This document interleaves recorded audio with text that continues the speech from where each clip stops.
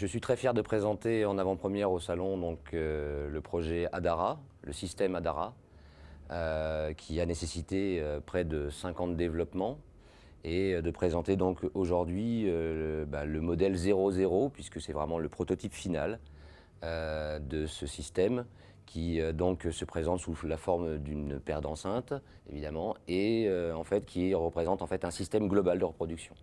Donc vous aurez un boîtier séparé permettant d'avoir 13 sources différentes, analogiques, numériques et aussi l'accès au réseau, pour les musiques dématérialisées notamment.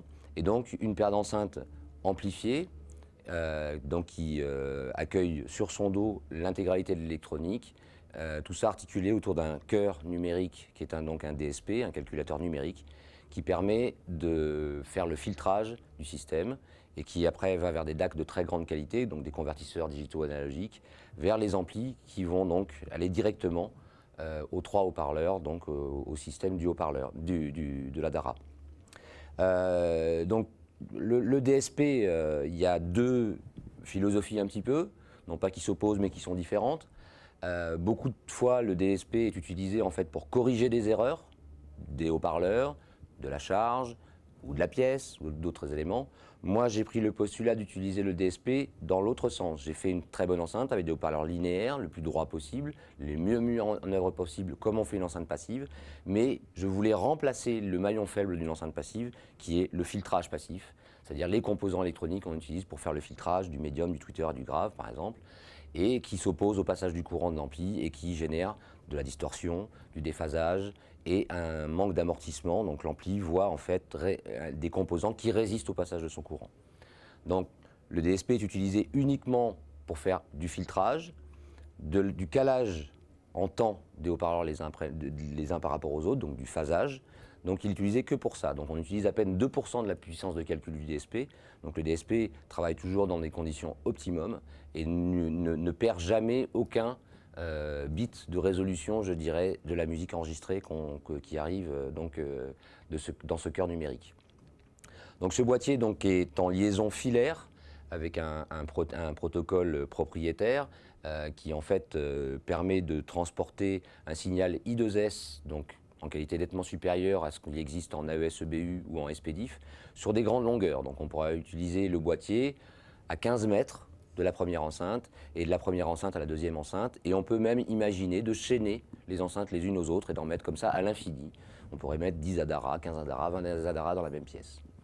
Et donc ce câblage propriétaire est donc constitué de 2 câbles différents, un câble pour l'audio et un câble pour les commandes, puisque j'ai décidé que la gestion notamment de la mise en veille, du volume et du mute soit fait au dernier stade de la chaîne du signal, de façon à préserver le signal le plus loin possible.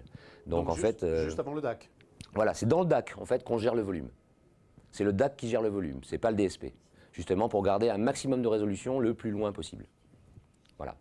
Donc ça permet d'avoir des performances, c'est sûr, qui sont à la mesure tout à fait impressionnantes, mais avant tout, ce qui a fait aussi que j'ai attendu si longtemps avant de proposer vraiment la version finale audible d'Adara, c'est que j'attendais aussi que les DSP me permettent d'avoir véritablement suffisamment de résolution et de puissance de calcul pour vraiment respecter l'intégralité du message musical.